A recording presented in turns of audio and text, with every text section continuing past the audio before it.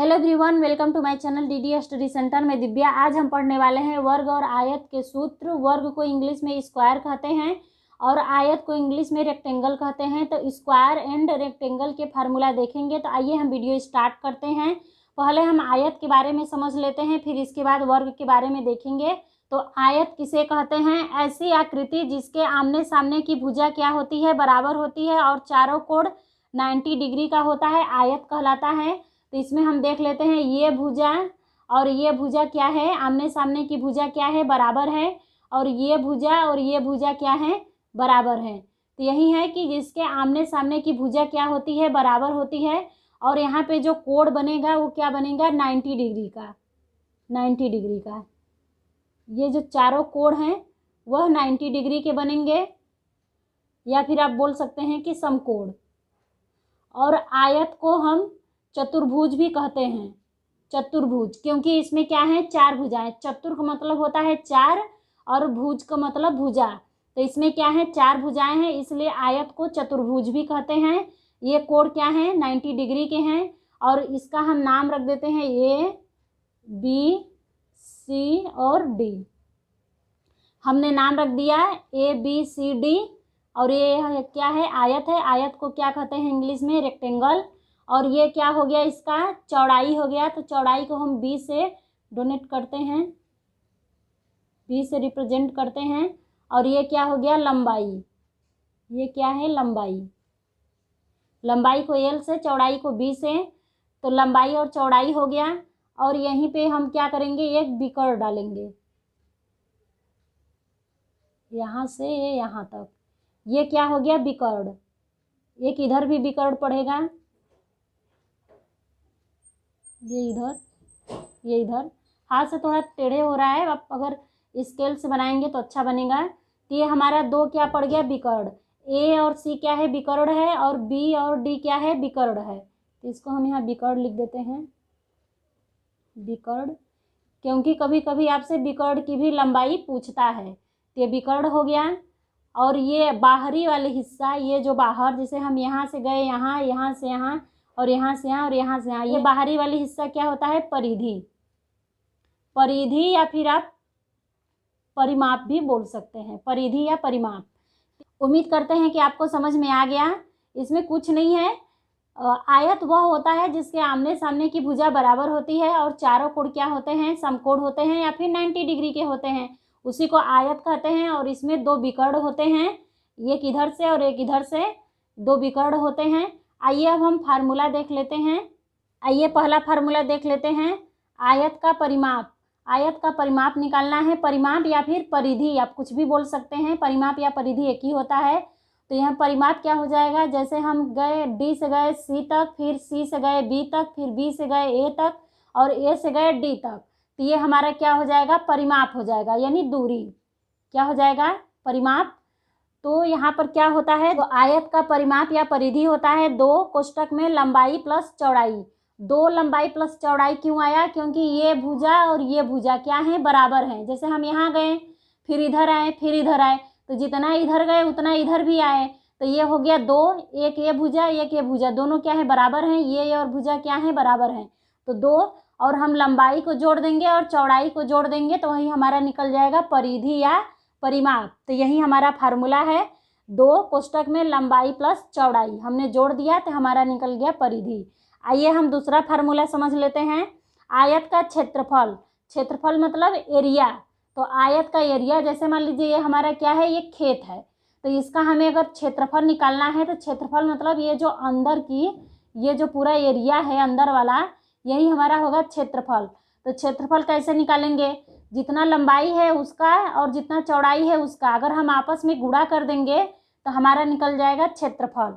तो आयत का क्षेत्रफल बराबर होता है लंबाई गुणे चौड़ाई। लंबाई गुणे चौड़ाई। ये भी हमारा कंप्लीट हो गया। ये हमने खींच दिया, इसको मिटा देते हैं।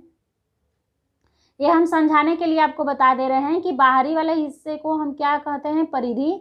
और अंदर जितना भी हिस्सा है उसको हम क्या कहेंगे? क्षेत्रफल कहेंगे। तो ये हमारा हो गया। इसके बाद क्या आता है? आयत का विकर्ण। आयत का विकर्ण क्या होता है, तो ये हमने जो ए और सी क्या हैं, विकर्ण हैं, डी और बी क्या हैं, विकर्ण हैं। तो इसका हमें निकालना है। आयत का विकर्ण निकालना हो तो हम करते हैं अंडर रूट में लंबाई का स्क्वायर प्लस चौड़ाई का स्क्वायर। ये क्या है, अंदर है, इसलिए हम क्या करते हैं, अंडर रूट में लिखते हैं लंबाई। अगर हम इसकी लंबाई और इसकी चौड़ाई निकाल दें तो क्या हो जाएगा, विकर्ण निकल जाएगा।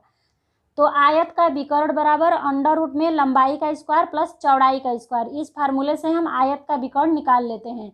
आइए 2 फार्मूला और देख लेते हैं, इसको हम मिटा देते हैं। चौथा नंबर फार्मूला, अगर आपसे पूछे आयत का लंबाई, तो आयत का लंबाई आप कैसे निकालेंगे। जैसे ये आयत है तो इसकी हमें क्या करना है, लंबाई निकालना है। तो आपको क्या दिया रहेगा सवाल में, क्षेत्रफल दिया रहेगा। तो आयत की लंबाई बराबर होता है क्षेत्रफल बट्टे चौड़ाई, क्षेत्रफल बट्टे चौड़ाई, चौड़ाई दिया रहेगा और ये क्षेत्रफल दिया रहेगा। आप ये वाला फार्मूला लगा के निकाल सकते हैं, आयत का लंबाई बराबर क्षेत्रफल बट्टे चौड़ाई। और 5वां नंबर, आयत की चौड़ाई, जब आयत की चौड़ाई पूछता है तो आपको क्षेत्रफल भी दिया रहेगा और लंबाई भी दिया रहेगा क्वेश्चन में। तो आयत की चौड़ाई बराबर होता है क्षेत्रफल बट्टे लंबाई, क्षेत्रफल बट्टे लंबाई। ये हमने इसमें आपको 5 फार्मूले बता दिए आयत वाले में। आइए अब हम वर्ग के बारे में देख लेते हैं, समझ लेते हैं। अगर वीडियो आपको अच्छी लगी हो तो इसे लाइक कर दीजिए। आइए वर्ग के बारे में देखते हैं।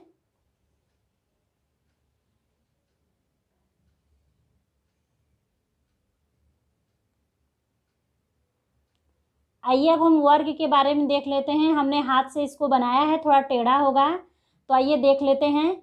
इसका नाम रख देते हैं ए, बी, सी और डी। वर्ग किसे कहते हैं, जिसकी चारों भुजाएं बराबर हों और कोण 90 डिग्री का हो या फिर समकोण हो, उसे वर्ग कहते हैं। तो ये क्या है, चारों भुजाएं क्या हैं, आपस में बराबर हैं, चारों भुजाएं आपस में बराबर हैं और कोण क्या है, 90 डिग्री का है। ये चारों कोण क्या हो जाएंगे, 90 डिग्री का, या फिर आप समकोण भी बोल सकते हैं, 90 डिग्री का या समकोण।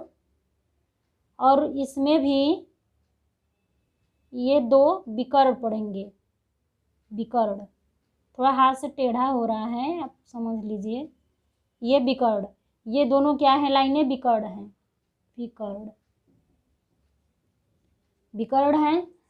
ए और सी विकर्ण हैं, बी और डी क्या हैं, विकर्ण हैं। वर्ग को हम चतुर्भुज भी बोलते हैं क्योंकि इसमें भी क्या है, 4 भुजाएं हैं, तो इसको हम वर्ग को चतुर्भुज भी बोलेंगे। तो उम्मीद करते हैं यह चित्र आपको समझ में आ गया। आइए अब हम कुछ फार्मूले देख लेते हैं। इसका क्या होता है, लंबाई और चौड़ाई क्या होता है, बराबर होता है। तो आइए हम फार्मूला देख लेते हैं। वर्ग का परिमाप, वर्ग का परिमाप क्या हो जाएगा, तो परिमाप क्या होता है, ये बाहरी वाला जो हम इस तरीके से जाते हैं उसी को कहते हैं परिमाप। तो ये इधर हम गए, इधर गए, इधर आए, इधर आए, तो क्या हुआ, 4 बार, चारों क्या है, लंबाई और चौड़ाई क्या है, समान है। तो हो जाएगा 4 गुणे भुजा, वर्ग का परिमाप बराबर 4 गुणे भुजा। अब वर्ग का क्षेत्रफल, क्षेत्रफल निकालना है तो हम क्या करते हैं, लंबाई और चौड़ाई का क्या करते हैं, गुणा करते हैं। तो लंबाई क्या है, लंबाई भी सेम है और चौड़ाई भी सेम है। तो भुजा, भुजा गुणित भुजा करेंगे तो क्या आएगा, भुजा का स्क्वायर, भुजा गुणित भुजा बराबर भुजा का स्क्वायर। तो वर्ग का क्षेत्रफल भुजा का स्क्वायर। वर्ग का विकर्ण, वर्ग का विकर्ण, ये अंदर क्या है, 2 विकर्ण पड़ा है, तो लंबाई भी क्या है, सेम है, चौड़ाई भी क्या है, सेम है। तो अंडर रूट में हो जाएगा 2 गुणित भुजा, वर्ग का विकर्ण अंडर रूट में 2 गुणित भुजा। आगे चौथा नंबर फार्मूला, वर्ग की भुजा, अगर हमें भुजा न ज्ञात हो सवाल में तो हम क्या करेंगे, क्षेत्रफल दिया रहेगा। अगर भुजा आपसे पूछेगा तो क्षेत्रफल दिया रहेगा, तो वर्ग की भुजा बराबर अंडर रूट में क्षेत्रफल, या फिर अगर क्षेत्रफल नहीं दिया है, परिमाप दिया है, तो परिमाप बट्टे 4 कर देंगे, तो वर्ग की भुजा निकल जाएगा। तो परिमाप बट्टे 4। उम्मीद करती हूँ कि यह आपको समझ में आ गया। वीडियो आपको कैसी लगी कमेंट बॉक्स में ज़रूर लिखकर बताइएगा। वीडियो अच्छी लगी हो तो इसे लाइक कर दीजिए। चैनल पे पहली बार आए हैं तो चैनल को भी सब्सक्राइब कर लीजिए। मिलते हैं आपसे अगले वीडियो में। फैमिली फ्रेंडों में भी शेयर कीजिएगा। तब तक के लिए जय हिंद, जय भारत।